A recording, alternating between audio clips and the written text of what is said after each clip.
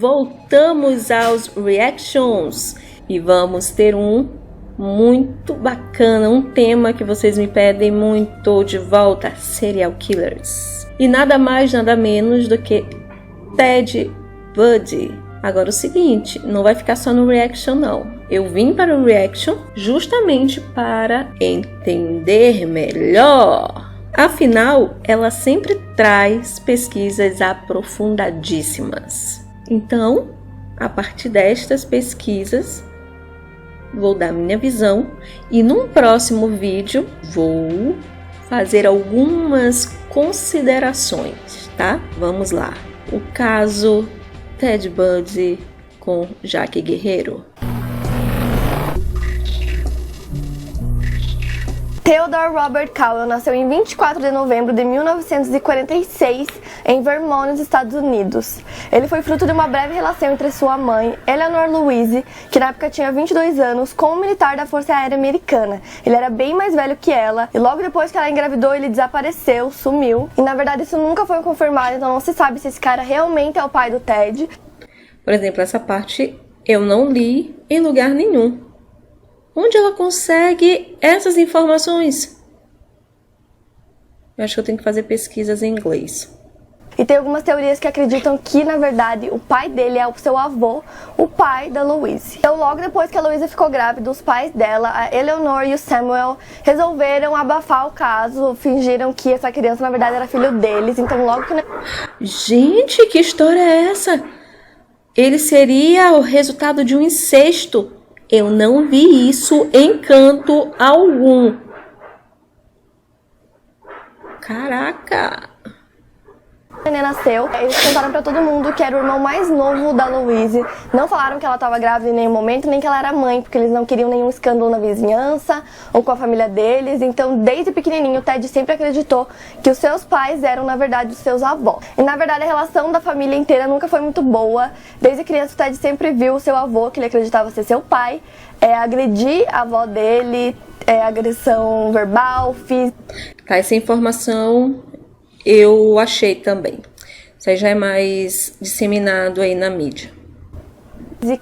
A relação da família não era muito boa, então eles desde pequeno já cresceu num ambiente que não era tão bom assim. E a primeira vez que o Ted deu qualquer sinal meio esquisito, assim, pra dizer o mínimo, foi quando ele tinha 3 anos. A tia dele, Julie, tava dormindo e era tipo, sei lá, de madrugada, 4 horas da manhã, ela acordou com o Ted parado, olhando pra cara dela, sorrindo, e tinha faca por toda a cama. Ele espalhou um monte de facas pela cama, ele tinha só 3 anos, e essa foi a primeira vez que ele fez alguma coisa esquisita. Alguns anos depois, a verdadeira mãe do Ted, a Louise, acabou se casando com o John Culpeper Bundy. E nessa época o Ted estava com 5 anos de idade e aí eles se mudaram para outra cidade. E o John adotou o Ted como seu filho e além dele eles tiveram mais 4 filhos. E desde que o John se casou com a mãe do Ted, a Louise, ele sempre tentou se aproximar dele, mas ele não deixava. Ele não queria ter relação nenhuma com ele. Ele não conseguia entender por que a irmã dele, que na verdade é a mãe, separou ele dos pais. Ele era bem próximo, especialmente do avô dele, que na verdade era racista. E não era um cara muito legal, mas ele era muito próximo dele, idolatrava ele. Então no começo foi bem difícil porque ele simplesmente não queria ficar longe dos seus pais. Mas tirando isso, ele tinha uma relação bem boa com os irmãos dele, eles eram bem amigos, ele era o mais velho, então ele ajudou a cuidar de todos os seus irmãos. E aí na pré-adolescência e adolescência do Ted, ele era um aluno excelente, ele era o melhor da escola, ele tinha notas super altas, era muito, muito inteligente, ele era meio quieto, meio na dele, mas todos os amigos dele sempre diziam que ele era muito inteligente e muito educado. Inclusive, ele começou a trabalhar bem cedo, já na adolescência, ele teve vários empregos, mas ele nunca parava por muito tempo em nenhum deles. E como o Ted tinha notas muito boas, ele era um excelente aluno, não demorou muito para ele conseguir entrar numa faculdade, e aí ele começou a cursar psicologia. E aí, aos 21 anos de idade, ele conheceu a Stephanie Brooks, que foi a sua primeira namorada, ele se apaixonou muito por ela, só que ela estava numa classe social um pouco mais alta que a dele, e o namoro não durou muito, durou 1 ano, e aí ela terminou com ele, e ele não conseguia aceitar a rejeição, e aí ele fez uma viagem, ele foi pra Colorado, foi pra Arkansas, foi pra Filadélfia, até voltar pro estado de Washington em 1969. Ele também entrou em depressão profunda e tentou várias vezes voltar com ela, mas ela não quis. E nesse mesmo ano a família finalmente contou pra ele que a sua irmã é na verdade a sua mãe. E desde a descoberta, o Ted virou uma pessoa mais fria e ele era extremamente obcecado em manter o controle sobre qualquer coisa, absolutamente tudo na vida dele. E nessa época que a namorada largou dele, ele também resolveu largar da faculdade, então ele parou. Agora é interessante essa questão da namorada ser de uma classe social diferente, né, acima da dele. Eu encontrei um relato da perfilação dele em que ele crescer em um bairro de condições melhores, né, do que a família dele. A família dele era muito humilde, mas o entorno dele não. E isso tivera causado algum complexo nele. Talvez aí esse namoro, porque assim, para um psicopata sentir amor, existe isso? Até onde eu sei, não. Então eu acredito que ele talvez, né, a visse mais como algo que ele gostaria de ter e que ele não tinha. Entenderam? Então por isso, quando terminou esse relacionamento, ele ficou frustrado. Estudar, e só em 1970 que ele voltou para os estudos, ele se afiliou ao Partido Republicano e começou a trabalhar com política. Isso eu também tinha visto. Se tornou político. Uma boa parte dos perfis psicopatas coincidem com políticos. Pois é, muitos dos nossos políticos se enquadram no perfil psicopatas, gostam de ter o controle de tudo. Nessa época ele também salvou a vida de uma criança que estava se afogando e ganhou uma condecoração em Seattle. E aí ele foi aprovado em 2 faculdades de Direito, então ele começou a cursar Direito e lá na universidade ele conheceu a sua nova namorada, a Elizabeth Klopfer, que trabalhava como secretária na universidade. Ela era divorciada e eles começaram um relacionamento um pouco turbulento. Enquanto ele estava com ela, ele acabou ficando com várias outras mulheres e ela nem sabia, nem imaginava. E aí numa viagem a trabalho ele encontrou a antiga namorada, ele encontrou com a Stephanie. E aí ele tentou reconquistar ela. Então ele namorou com as duas, com a Stephanie e com a Elizabeth por um bom tempo. E na verdade o único motivo dele ter voltado com a Stephanie é porque, como ele sofreu muito na época que ela rejeitou ele, terminou com ele queria se vingar. Ele queria fazer ela sofrer igual ele sofreu na época. Mais tarde, alguns testes psicológicos atestaram que ele sofria de um grave quadro de esquizofrenia. Então ele mudava de humor do nada. Além de ter sido considerado uma pessoa muito impulsiva, que não demonstrava emoção nenhuma, de dupla personalidade, depressiva, obsessiva. Não demonstrava emoção nenhuma. Porque, na verdade, quando as pessoas falam, não demonstrava emoção nenhuma. Não demonstrar o que está passando na sua cabeça, o controle de tudo, né? Então, o que ele poderia sentir era frustração, mas amor, compaixão, empatia, obsessiva e muito, muito egocêntrica. E aí, voltando a falar das namoradas, ele acabou terminando com as duas.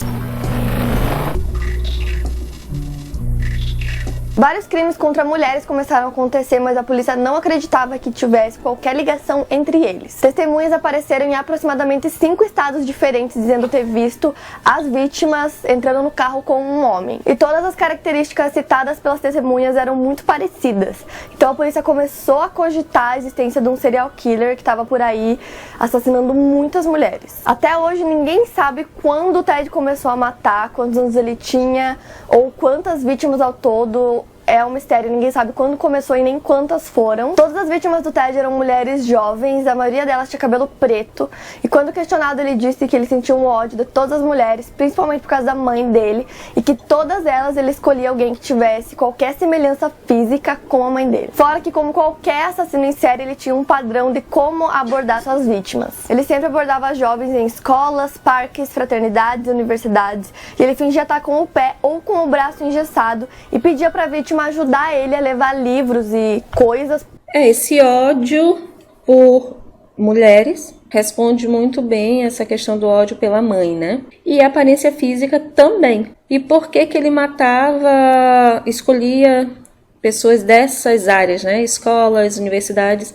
Não é porque ali tinha mais pessoas de cabelo preto, não. É porque fazia parte do contexto dele. Tá? Ele era um homem jovem, porque a Amanda disse que nas escolas e universidades era mais fácil ter pessoas de cabelo preto. dele porque ele não estava conseguindo. Ele tinha um Fusca que ele mesmo tinha tirado do banco da frente do passageiro e também nessa porta não tinha trinco, então não tinha como sair do carro. Como o Ted era muito educado, muito gentil, não era difícil convencer as vítimas e ajudar ele a levar. Então vejam, o carro se torna um elemento importantíssimo na análise pericial. Vou falar disso no vídeo que vou trazer sobre Ted Bundy.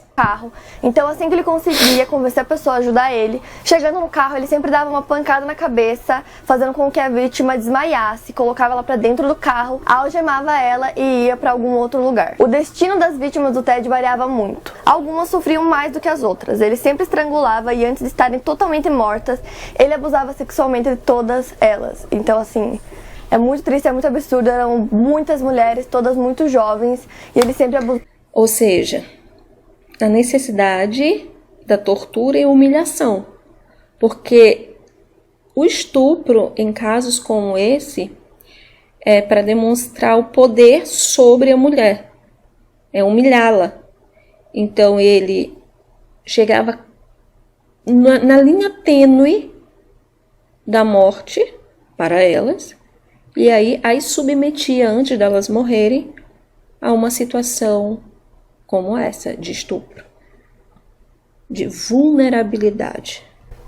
Abusava de todas elas e depois matava. Algumas vítimas sofreram muito na mão do Ted, como a Melissa Smith, de 17 anos. Quando encontraram o corpo dela, tinha muitos sinais de tortura. O crânio dela estava em pedaços, o corpo dela inteiro estava totalmente machucado. Resumindo, foram muitas meninas estupradas, torturadas e assassinadas pelo Ted. Se a gente se basear pelo primeiro crime pelo qual ele foi condenado, teria começado em fevereiro de 1974. Ele tinha 27 anos. Ele invadiu o porão da casa da Linda Ann Haley, de 21 anos, deu uma pancada na cabeça dela, deixando inconsciente, levou ela para outro local e, como ele sempre fazia com as vítimas, estuprou e depois matou. Ele admitiu 30 homicídios em 7 estados diferentes dos Estados Unidos, mas estima-se que o número seja muito maior que esse, já que teve vários casos com autoria não comprovada. Ele assumiu, se eu não me engano, 36. Mas que as vítimas foram encontradas de forma bem parecida como ele costumava deixar suas vítimas, então provavelmente o número seja muito maior que 30. Demorou bastante tempo até a polícia conseguir ligar a descrição das testemunhas ao Ted e encontrar provas suficientes para poder incriminá-lo. Tudo isso porque o Ted era considerado um cidadão exemplar, ele era membro da igreja cristã, ele era muito inteligente, muito gentil, estudava muito, então ninguém imaginava que poderia ser ele. Só que como estavam acontecendo muitos crimes em vários estados diferentes, começou a sair nos jornais, começou a sair nos noticiários. Então a ex-namorada do Ted, a Elizabeth, ligou pra polícia dizendo que as características batiam muito com a do ex-namorado dela, que ela já sabia que não era uma pessoa tão legal assim. Fora que ele mudava de cidade o tempo todo, então toda vez que ele mudava pra uma nova cidade, crimes daquele gênero começavam a acontecer na cidade que ele tava. Então ela falava, mano, é ele, só que os policiais não deram muita bola pra ela. Assim, na verdade, não. Ela, quando ligou pra polícia, ela tinha evidências de que era ele. Inclusive, isso aí eu vou contar no vídeo que eu trarei. Em agosto de 1975, o Ted foi preso pela patrulha rodoviária de Utah porque ele não quis parar numa blitz de rotina. O policial notou também que no Fusca dele não tinha o banco do passageiro e resolveu revistar o veículo. Lá dentro ele encontrou máscaras, luvas cirúrgicas, martelos, saco de lixo e outros objetos bem estranhos, então logo ele já informou a polícia. Porém, eles não tinham nenhuma prova que pudesse incriminar o Ted, então eles simplesmente decidiram colocar ele sob vigilância e começaram a prestar mais atenção nas cidades que ele ia, por onde ele andava, porque eles precisavam de provas, né, pra poder incriminar uma pessoa e ainda não tinha nenhuma prova contra ele. E nisso eles lembraram dos telefonemas que a Elizabeth fez falando que o Ted era o serial killer, e aí eles viajaram pra Seattle pra poder conversar com ela e pegar o depoimento dela, e aí eles começaram a acreditar que o Ted era realmente esse serial killer. Como ele sabia que a polícia tava atrás dele, tava prestando atenção em tudo que ele tava fazendo, ele resolveu se livrar do Fusca, então ele vendeu o carro dele, e era o carro que ele tinha levado a maioria das vítimas, né, então a polícia aproveitou e fez uma busca detalhada no carro. Eles encontraram fios de cabelo de várias mulheres,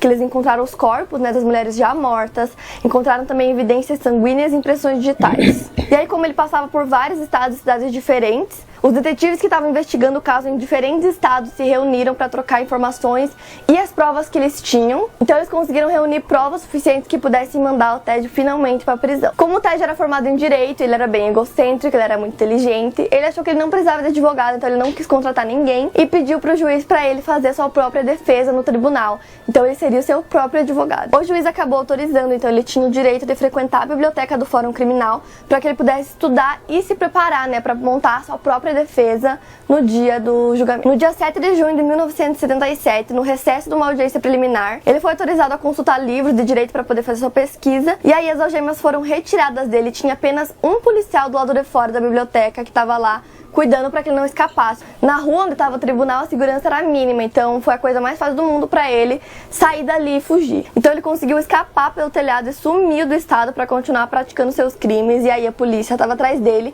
mas não conseguia achar ele em lugar nenhum. Então ele foi para Flórida e em 1978 ele invadiu uma casa de fraternidade onde só moravam garotas. Era madrugada e a ação dele, segundo a polícia, durou menos de 20 minutos e ele conseguiu deixar 4 vítimas, que foram a Margaret Bauman, a Lisa Levy, a Cat Kleiner e a Karen Chandler. Todas elas estavam dormindo quando ele conseguiu invadir a casa e elas foram agredidas com pancadas na cabeça, seguido de estupro e outros atos de extrema violência. Inclusive ele mordeu uma delas, deixando a marca dos dentes dele bem forte na pele dela, o que inclusive foi essencial depois para poder incriminar ele no tribunal.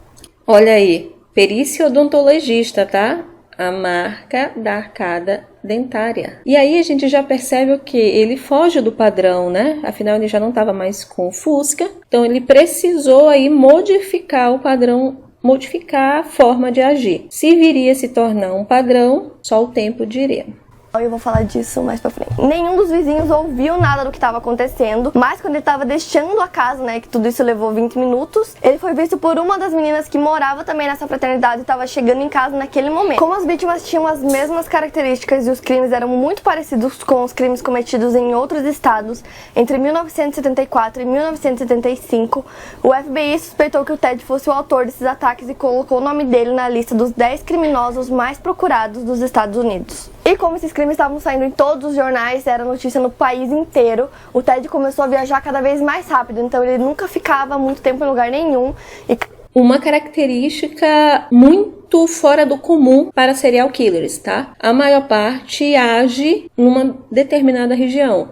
Não tem essa questão nômade, de transitar entre locais muito distantes, para locais muito distantes. Estava num lugar para que a polícia não encontrasse ele continuava praticando os crimes mesmo assim. Em 15 de fevereiro de 1978, o Ted foi parado por um policial ao verificar que a placa do carro que ele estava dirigindo era de um carro que tinha sido roubado. O Ted tentou resistir, tentou fugir, mas o policial conseguiu prender ele e levou ele preso para a delegacia, e até esse momento ele não tinha ideia que ele tinha acabado de capturar o Ted Bundy, ele não sabia quem era, e o Ted estava com documentos falsos, então quando ele chegou na delegacia ele deu a identidade de outra pessoa, que na verdade era o dono do carro que ele roubou, e aí eles fizeram testes com as impressões digitais e viram que não, que ele era o verdadeiro Ted Bundy, foragido da polícia. E depois o policial até contou que no momento que ele conseguiu pegar o Ted, colocar ele dentro da viatura, a primeira coisa que ele falou foi: eu preferia que você tivesse me matado.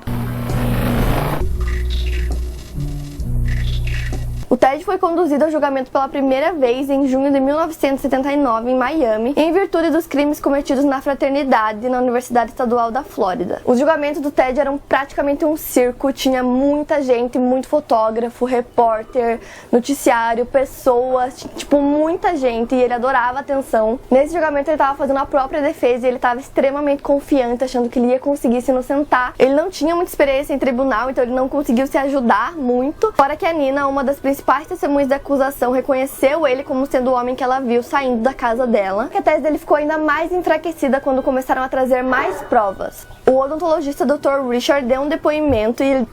Olha o odontologista aí, para vocês que me perguntam para os alunos de odontologia que me perguntam o que fazer na perícia criminal.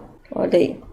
descreveu as marcas de mordida encontradas no corpo da Lisa Levy, e aí ele apresentou fotografias retiradas na noite do homicídio, mostrando bem a mordida, e aí essas imagens foram comparadas com moldes odontológicos retirados do Ted, e elas combinavam perfeitamente. Então essa prova conseguia conectar o réu aos crimes feitos na fraternidade. Em 23 de julho de 1979, após quase 7 horas de deliberação, o júri considerou o Ted culpado de todas as suas acusações. O Ted foi sentenciado à morte, e quando ele ouviu a sentença dele, ele simplesmente não esboçou nenhuma reação ou emoção, não esboçou nada. Apesar de ele ter feito todas essas coisas horríveis, ainda assim tinha muitas mulheres que simpatizavam muito com ele, que iam lá na porta do tribunal com cartaz apoiando ele, e até hoje ele foi o prisioneiro que recebeu mais cartas, ele recebia muitas cartas. A Carol Ann Bone se tornou a namorada do Ted enquanto ele passava pelos seus procedimentos legais na Flórida, e ela aproveitou todas as oportunidades que ela tinha de defender ele enquanto ele estava sendo julgado, e eram muitos crimes, então não foi um julgamento só e acabou, era muita coisa, então foi um processo que demorou bastante tempo. Em 1980, durante o julgamento pela morte de Kimberly Leach, o Ted pediu a mão de Carolyn Ann Bone em casamento em pleno tribunal, e durante as visitas conjugais que eles concediam ao casal, ela acabou engravidando, e em 1982 deu à luz a uma menina. Em 1986, quando ela finalmente deu conta que ele era sim culpado de todos aqueles crimes, ela voltou para Washington, nunca mais foi para Flórida, e até hoje o paradeiro dela e da filha são desconhecidos. E como o Ted viu que sozinho ele não conseguia montar uma defesa forte, ele contratou 2 advogados para ajudar, e a tese defensiva deles consistia em provar a insanidade do Ted. E o Ted continuava dizendo que ele era inocente, e mesmo com 2 advogados ajudando, não adiantou, ele foi considerado culpado e sentenciado à morte de novo. Com 2 sentenças de morte lavradas e uma terceira que veio posteriormente, o Ted foi encaminhado para o corredor da morte na prisão estadual da Flórida, onde ele permaneceu por quase uma década. Durante todo esse período que o Ted ficou preso, ele concedeu algumas entrevistas aos jornalistas, então eu vou colocar um pedacinho aí pra vocês. Why did you decide to defend yourself? I felt it was right. I wanted to get involved. I wanted to become a part of my defense because I am such a part of it. I mean, obviously, I'm going to bear the consequences, so why not bear the responsibility? I'll tell you, as long as they attempt to keep their heads in the sand about me, there's going to be people turning up in canyons, and there are going to be people being shot in Salt Lake City because the police there aren't willing to accept what I think they know, and they know that I didn't do these things. And the man who kidnapped Carol Duranch is going to continue to be free, and not only her, but every other young Como ele é expressivo, né? Ele woman in the Salt Lake Valley is going to be threatened by that person or persons. Have you harmed anyone? Ever physically harmed anyone? No. No. You are not guilty. Quando ele fala não, não, o olho dele vai para a direita. Aí na linguagem, na neurolinguagem isso diz muito, né? I'm not guilty. Does that include the time I stole a comic book when I was 5 years old? I'm not guilty of the charges. Ele tenta desviar a atenção com histórias leves, divertidas, e isso faz mudar o foco. O Ted ele tentou reverter as condenações por meio de seus advogados, tentou provar que ele era inocente mesmo depois de todos os julgamentos. E aí quando ele viu que não adiantava, que não tinha jeito, ele acabou confessando a maioria dos crimes. E de acordo com os detetives, os relatos que ele dava eram tão detalhados que parecia assim que ele estava naquele momento revivendo a cena, porque ele lembrava os detalhes de todos os crimes que ele contava. A execução estava marcada para o dia 24 de janeiro de 1989. Dentro da prisão estadual da Flórida, ele fazia sua última refeição, que foi bife, ovos, purê de batata e café. E do lado de fora da prisão, aproximadamente 2.000 pessoas cantavam, dançavam, soltavam fogos de artifício, aguardando ansiosamente a execução do Ted. Tinha placas, cartazes e algumas camisetas com frases como Fry Bundy Fry. Então eles usavam muito o fry de fritar, né? Porque como ele ia ser morto na cadeira elétrica, e também era uma sexta-feira, então eles usaram muito isso para fazer os seus cartazes, camisetas e afins. As últimas palavras do Ted foram direcionadas à sua mãe, se desculpando por toda a dor que ele causou. E talvez por ironia do destino, no dia 24 de janeiro de 1989,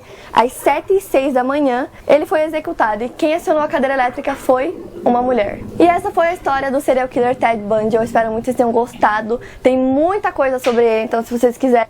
Terminamos aqui esse reaction. Então já deu para sentir o que vai ser trazido no próximo vídeo sobre Ted Bundy. Então eu te aguardo no canal com o próximo vídeo, que será alguns outros detalhes sobre este serial killer.